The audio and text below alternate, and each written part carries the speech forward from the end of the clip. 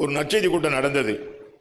இவருக்கு விரோதமா ஒரு மந்திரவாதி, பெரிய மந்திரவாதி மந்திரம் செஞ்சு எடுத்துக்கிட்டு வந்து பாலாசி லாரியை இன்னைக்கு ஒழிச்சிடுவேன், பாலாசி லாரி ரத்தம் கக்கி சாக போறாரு அப்படின்னு தீர்மானத்தோட வரான்.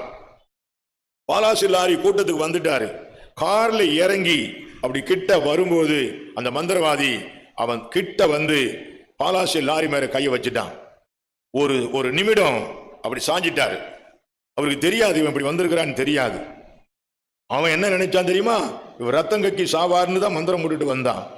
இவர் சுதாரிச்சுட்டு உடனே அவன் தலையில கையை வச்சு ஏசு அப்படின்னாரு. அவ்வளவுதான், கீழே விழுந்து ரத்த வாந்தி எடுத்து உருண்டு பிறண்டு, ஐயா சாமி என்னை விட்டுரு நான் போயிடுறேன், நான் இனிமே உன்கிட்ட வரல அப்படின்னு ரத்த வாந்தி எடுத்து ஓடி போயிட்டான். எல்லாம் கேட்டுக்க, இயேசு எந்த தேவர்களையும் விட பெரியவர். வாய் திறந்து சொல்லு.